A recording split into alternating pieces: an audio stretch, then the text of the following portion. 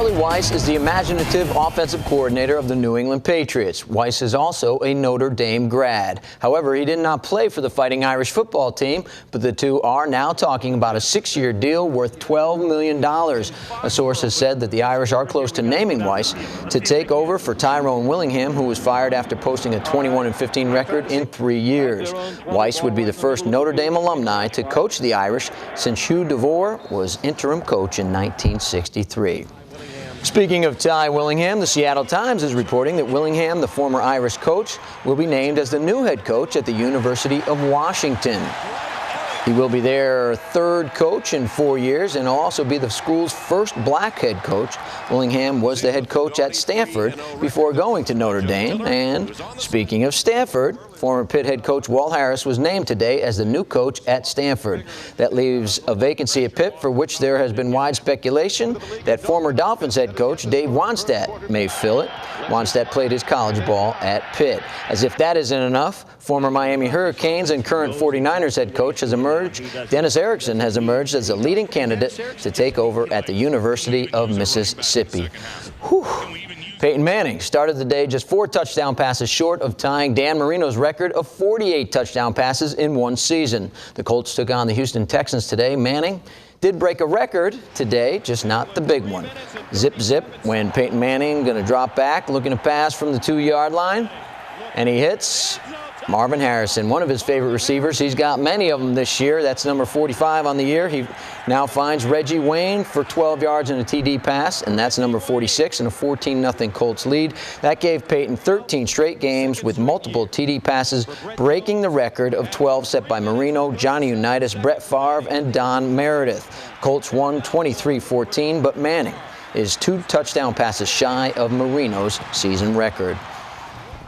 The Falcons with a chance to win their division, taking on the Raiders and Norv Turner, 3-0 Raiders, when T.J. Duckett breaks off this 28-yard touchdown run to put the Falcons up 7-3. Then Duckett scores again on a 2-yard plunge for a 14-3 Atlanta lead. It was a T.J. sort of day as Duckett scores from 5 yards out, his third of the day, tying an Atlanta record. Then he breaks the record right here in the fourth quarter with a 1-yard touchdown run. Duckett had 4 touchdown runs as Atlanta won 35-10 to clinch the division title in Jim Mora Jr.'s first season as head coach. The Jacksonville Jaguars had been in the middle of the AFC playoff hunt until they lost 3 straight games. Today, they took on the Bears, trying to snap the streak in Jacksonville. They tried to get back in the hunt. First quarter, Byron Leftwich looking for and finding Reggie Williams for a 7-0 Jags lead. It is Williams' first NFL touchdown, and he lets you know it. Fourth quarter now.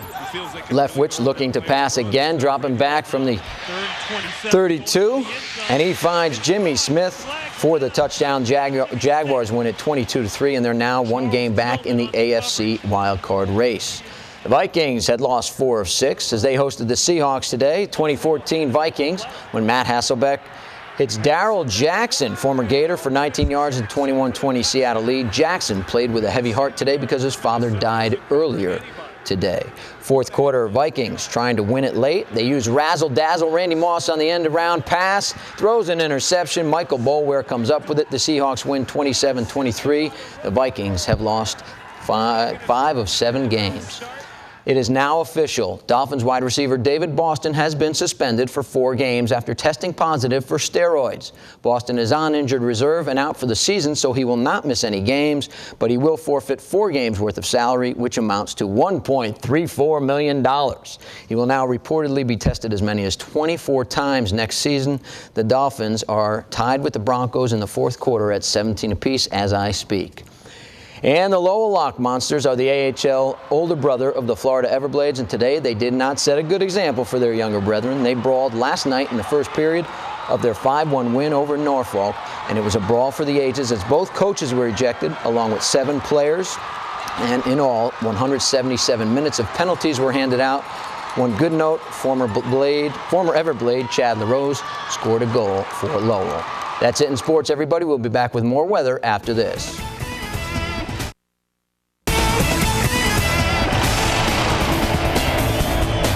This was supposed to be the season. The Dolphins were supposed to make it all work. They only had one cold weather game scheduled, today's game in Denver, and the other cold weather teams all had to come to Miami during the really cold months.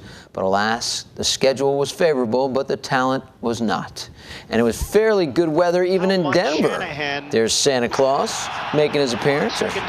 Santa Hoofs making his appearance. First quarter, A.J. Feely hits Chris Chambers. Dolphins are up 7-0. 7-7 in the second quarter. Now when Feely looks to pass again, and he finds Randy McMichael, who gets hammered. Watch it again in slow motion. Kenoit Kennedy just buries him, but he held on, and that was good because that led to the Sammy Morris 11-yard touchdown run. The Dolphins are up. It was a back-and-forth game, 17-all. Late in the game, Jason Elam for 50 yards and the win. He buries it. The Dolphins fall to 2-11. They lose 20-17. It's official now. Dolphins wide receiver David Boston has been suspended for 4 games after testing positive for steroids. The good news is David Boston is on the injured reserve list and out for the season, so he will not miss any games, but he will forfeit 4 games worth of salary, which amounts to $1.34 million. No chump change.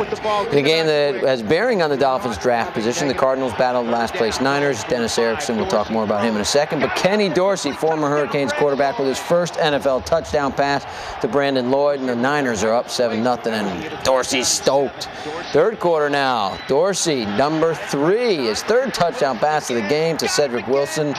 And Dorsey helping his friends on the Dolphins because the 49ers win 31-28 in OT, and the two teams, Dolphins and Niners, are now tied for the worst records in the NFL, 2-11, which helps the Dolphins' draft position. The Tampa Bay Buccaneers also traveled west today. The 5-7 Bucs took on the San Diego Chargers. Former Buck Keenan McCardell is happy with the Chargers now. We'll get you to the west. Zip, zip when the reborn Drew Brees looks to pass and hits Eric Parker. He airs it out. Parker takes it the rest of the way, 79 yards and a 7-0 San Diego lead. 21-14 Chargers when Brian Griese looks for and finds Michael Clayton. Nice catch. Look at that. He tips it to himself, and they tied at 21. But Griese played for the Dolphins last year, and he learned how to throw the interception that gets returned for the touchdown. And this time he hits Donnie Edwards, who returns it for a touchdown. Chargers win their 7th straight game, 31-24. The 11-1 Steelers took on the 9-4 Jets without Plexico Burress. Fourth quarter, Jerome Bettis usually does it on the ground, and he's been phenomenal, but this time he pulls up and throws the halfback option pass to Jeremy Tooman for a TD, and the Steelers are up 10-3. Then Bettis gets back to the ground as he bulls his way in from 12 yards out. Look at him go. He only had 57 yards today, not the normal 100, but the Steelers win it 17-6. The Lowell Lock Monsters are the AHL older brother of the Florida Everblades, and last night they did not set a good example for their younger brothers. They brawled last night in the first period of their 5-1 win over Norfolk, and it was a brawl for that the fans and the players will not soon forget. Both coaches were ejected, along with 7 players. In all, 177 minutes of penalties were handed out. At one point, there were 2 young boys. You could probably see them right there, cheering wildly right as the fight was happening in front of them. It was ugly on all fronts. Some good news, though. Former Everblade Chad LaRose scored one of the Lock Monsters' goals.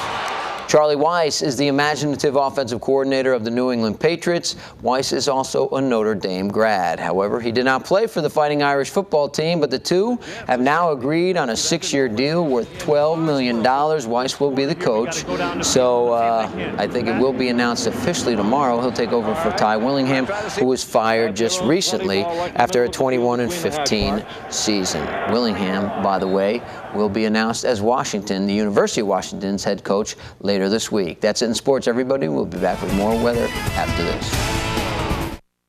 Hate the weather pattern when it's cooler and cloudier on the weekends and real nice during the work week. We had that problem last winter. Hopefully that won't be the trend this winter, but so far we are about 3 or 4. So hopefully trying to buck that trend. All right, good deal. Thank you. We want to leave you tonight with the sounds of the Christmas holidays. The Girl Scouts of downtown Fort Myers got together and sang some Christmas carols. Enjoy.